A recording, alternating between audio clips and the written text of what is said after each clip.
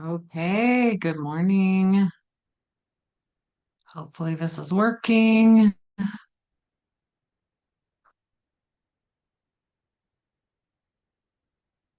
There we go. Good morning.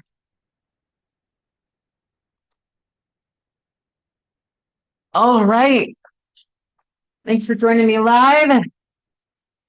And here we go. So this morning we're going to be talking about, oh geez, why isn't this working? Oh, because I have it upside down. Okay, Sassy habits. This is habit number two. I am active. Well, here we go. All right, I'm a little crooked on the machine today. Okay, there we go. Straighten out. All right, let's talk about active. So, first of all, let's start off with a review of I am nourished. Nourished is you're nourishing your cells, you're nourishing your body. Ultimately, we talked about any kind of issue that you're having in your body, any chronic or um yeah, mostly chronic issues. When you boil it all down, it's a metabolic issue. And that's because your body, your cells were designed to convert food into energy. And if for some reason they're having a hard time doing that, then that's an issue with the metabolism. At the very basic level, right? Like there could be lots of reasons that that's happening, but that's what's happening is that things are not happening properly, so your cells are not functioning properly. So nourished is one of those pieces. It's a really important piece because if you don't have the right vitamins, minerals, etc., um, then you don't have the infrastructure for the proper messaging so that your cells can do the things that they were designed to do. And so that's just the basics of it. So the very foundational piece is if you start getting those proper nutrients, the micronutrients into your body, your vitamins, your minerals, your omegas. We talked about the FAPOP at the very end of yesterday, the fiber, antioxidants, um,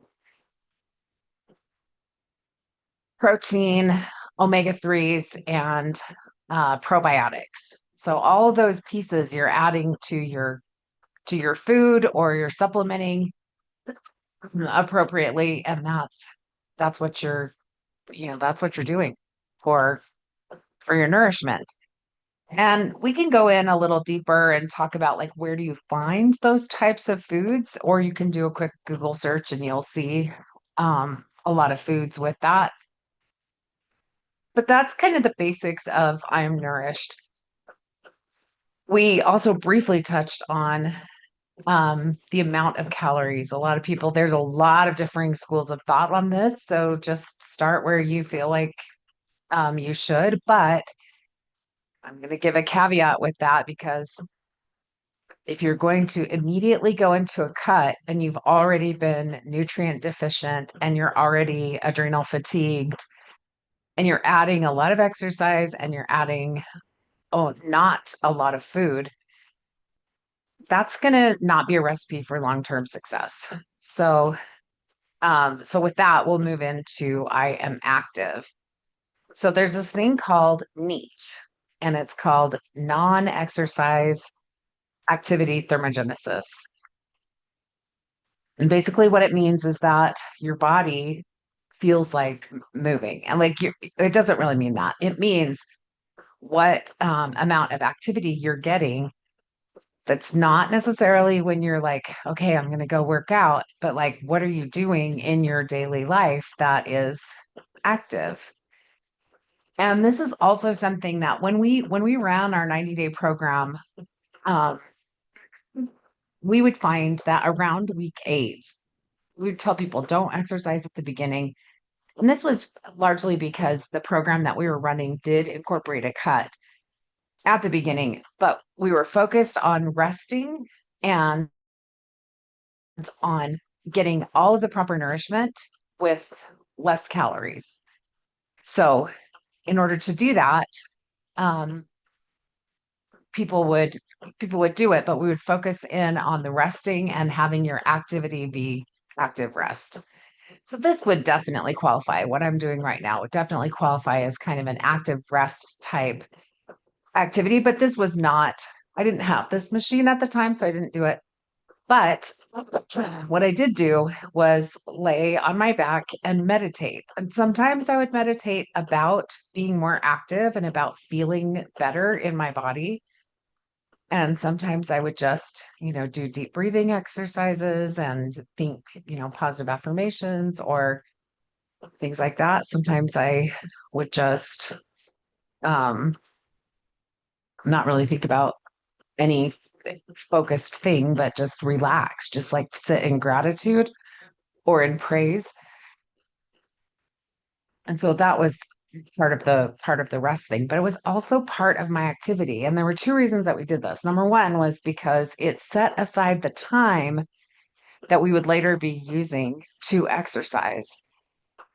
Because a lot of it is like, I don't have time for that. The reason we don't exercise is because we're too tired and we don't have time. And so when you set aside that time and you just like make yourself sit in quietness, and this again is towards the rested, then you have that time already set aside. So as you begin to get stronger, and around week 8 in our 90-day program, so close to 60 days in, what we noticed with all of the people that we did it with was that they felt more energetic. They wanted to do things like walk. They wanted to, instead of driving to work if they lived, fairly close, they wanted to walk the mile.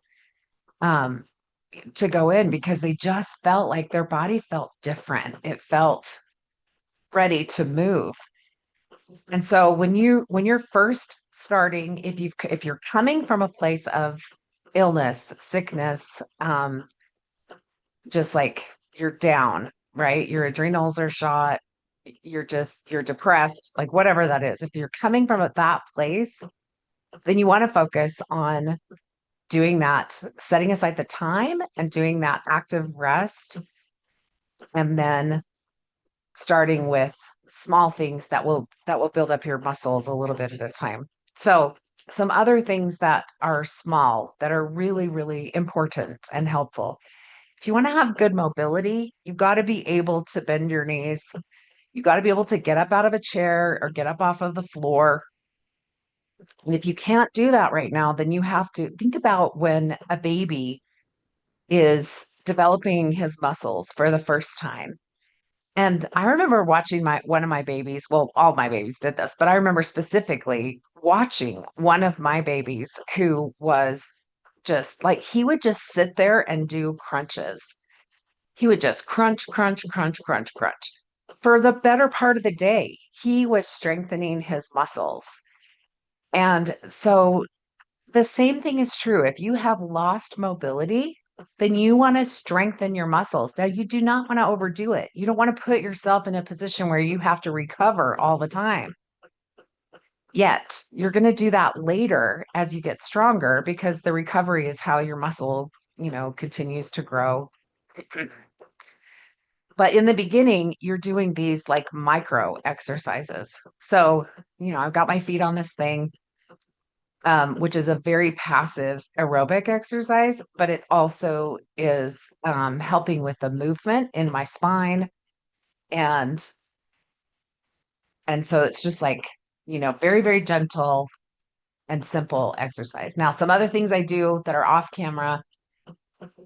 Um, I um I lay on so I get on an exercise ball, one of the big, big balls, and I will just kind of roll myself, and then it's kind of like I'm trying to do a back bend because I want that flexibility in my spine. And if this is too much for you to begin with, don't do it. But all I do is get over the ball. I put my hands on the ground And then I just do this gentle push up because my wrists don't have the same kind of mobility or strength that they did when I was younger. And I would like to be able to do a back bend, but I can't do one right now. So I'm strengthening those muscles in my shoulders and my wrists, but I'm not doing it with a full body weight because that would be way too much for what I can do right now. So think of a baby, right? They don't do what they can't do. They just do those tiny little micro exercises until they can sit up. So that's the same thing. Another thing that I do is I hold what's called a horse stance. And the first time I did it, I could hold it for like 15 seconds and my legs were just burning like crazy. Now I can hold it for over a minute. My goal is to get to 5. Wow, look at that. Time flies when you're having fun, right? Um, so and then some other things I do are just like the stretching, the mobility of your toes, your ankles, your feet. Your feet are your foundation, so you want to get those really working. Um, in a really look at my feet while I'm thinking about my feet. I'm like, yay, I can move my feet. You want to get those so that they can move because those are your foundation. Another one that is so awesome, and again, back to throwback to baby, is crawling. Crawling is good for your hips, it's good for your core, it's good for your shoulders. It's actually quite a workout that you can do in 3 minutes. If you just crawl around your bedroom or crawl around your living room for 3 minutes, you'll also see where you missed in the vacuuming or where you need to get your carpet steamer.